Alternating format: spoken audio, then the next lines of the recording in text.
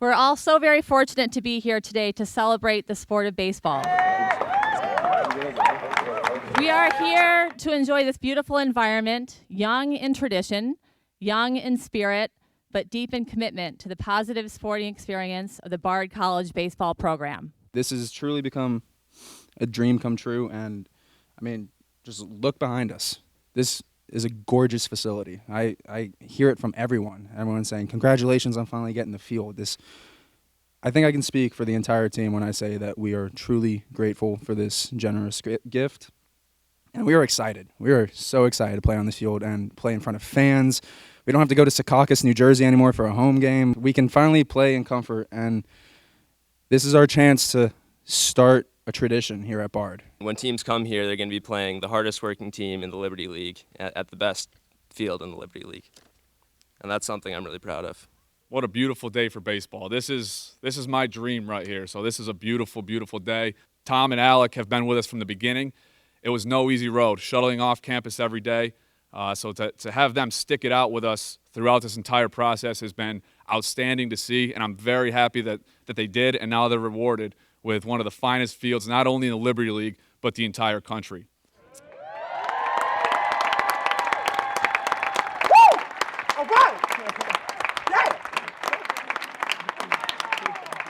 At this time, I would like to introduce the president of Bard College, Leon Botstein. And also the donor, Mr. Jim Chambers.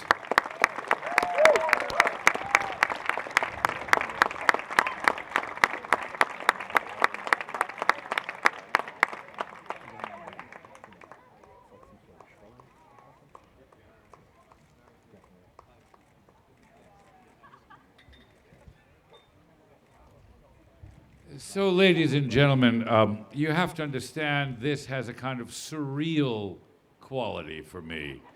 I don't know about you, Jim, but a little surreal. So I want to thank, first of all, Chris Hall and the baseball coaches and all the team members. So you need to know that I have one prejudice in sports. I've all my life been a baseball fan. Not of the Yankees, I have to say. But the reason is, as an immigrant, my father and I discovered that baseball is the quintessential American game. It has no time limits. And it is a very sophisticated and complicated and very engaging sport. If there's any sport that really is about brains as much as about brawn and about strategy, it's baseball. And if there's a game that belongs in the academic community, it's baseball. Now, what's fascinating is that Jim Chambers Jr., the undergraduate whom Chris talked about, who came to her with the idea of doing a baseball team, and I think I threw out the first pitch in the Red Hook Recreation place where they first started, that his parents both went to Bard. His mother is here and his father is here. And I knew them both as undergraduates. I think they would agree that the idea that we would be standing on a beautiful baseball field at Bard College would have been an implausible prediction. Under my administration, right, certainly. But I want to say that there's no question that the scholar-athlete, the combination of athletics and academic excellence, is something that needs to be cultivated. And we do it very well. And I'm very proud of all of our varsity athletes. It's a wonderful game. It's a terrific gift to the community and to all the residents of the region, the Little League, the community teams, and links ourselves with the community in the Hudson Valley. It's got to be the finest baseball field in the Hudson Valley by a long shot. And it's a game that needs to be supported. It's a game that needs to have a long life in the future of American culture. So I want to say I'm very proud of all of you, Chris, particularly to you, for the leadership of a terrific athletic program in a wonderful academic home.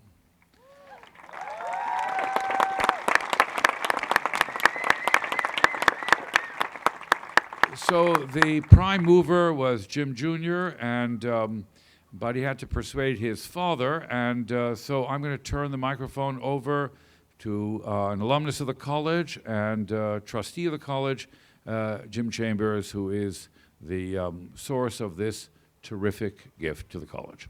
Jim. I gotta bring that mic down. I'm a short man. Is that working? Test? Yes? All right, cool. I'm a bag man. Leon and I came here together in 1975. He is the president, me as a renegade kid from Atlanta.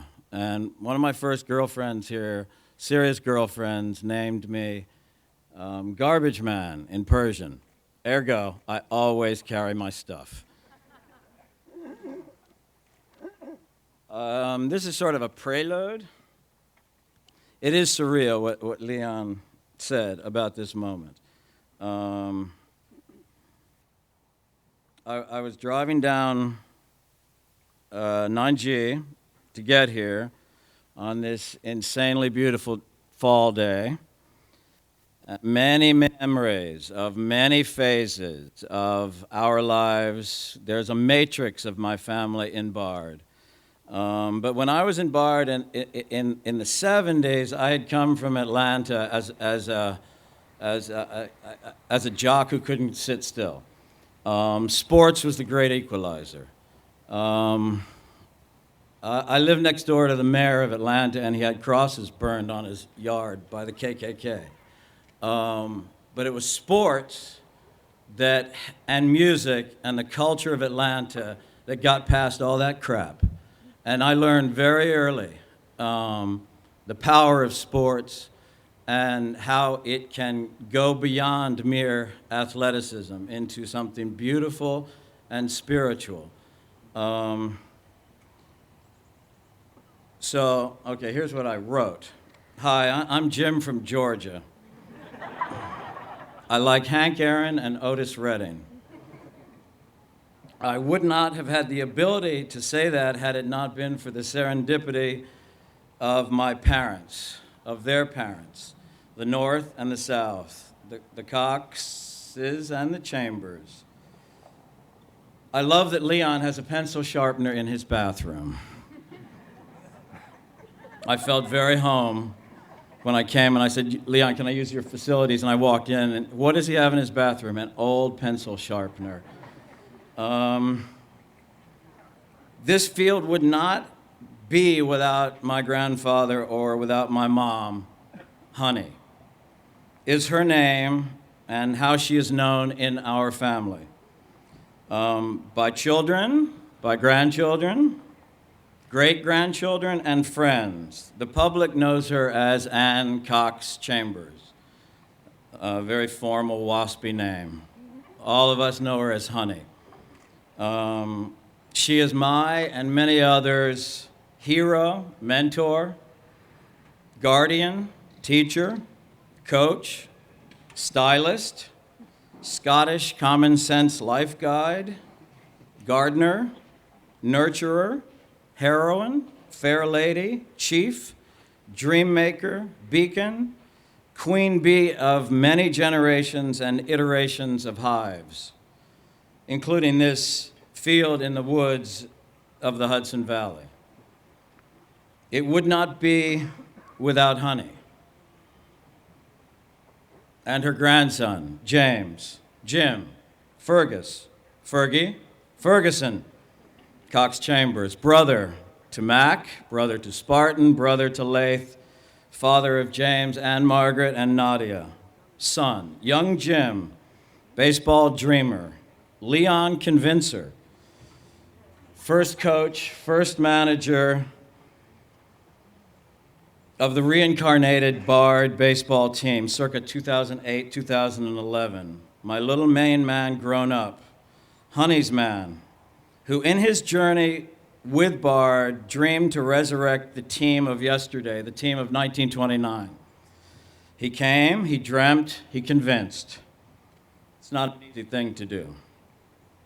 He, with Leon, threw out the first pitch for real for the team, I think, in 2008 at the Little League Park in Red Hook.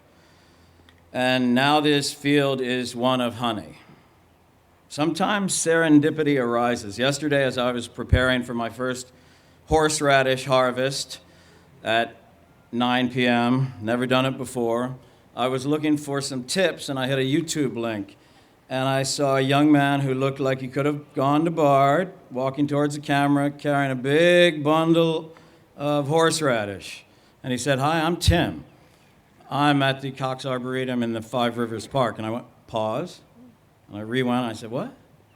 And this young man who was giving me tips on YouTube was at the Cox Arboretum in Dayton, Ohio, that my grandfather founded. And I just thought it was a little bizarre that I should have been writing my remarks for today. Instead, I was getting prepared to harvest horseradish, and here comes Cox Arboretum.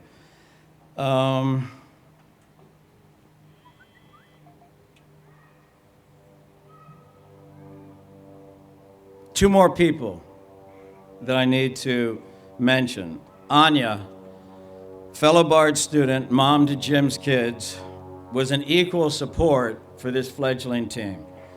And another serendipitous yet vital influence on this field was Fergus's other grandpa, Jim Hamilton.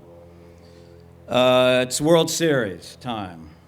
Jim Hamilton instilled in young Fergus his love of the reigning World Sox champion, Red Sox, which I find incredibly fitting that on this clear fall day, while the Red Sox still reign as champions, Honey Field is being opened. My mom and her father were and are people of the dirt. My mom's a gardener. My grandfather was the first one to leave the farm. They're people of the earth. They're people of the fields. So, I brought my voodoo.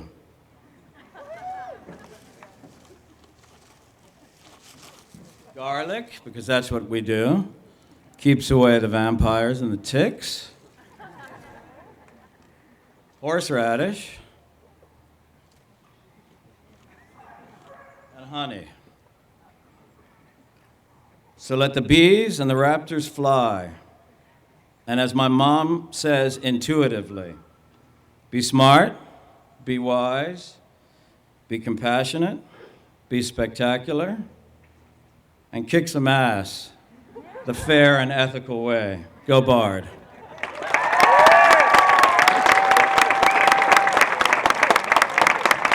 I forgot to mention one thing. I did talk to her, and she said it was a great, great honor to have this field named for her. So thank you very much.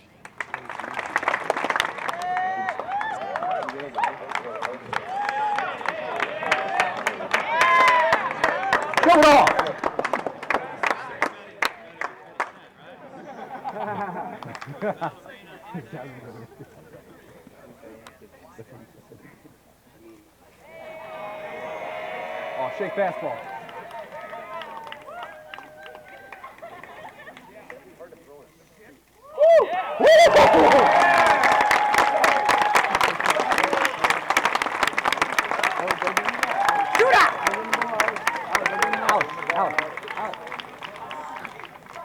After he throws, give him the lefty. Oh, yeah!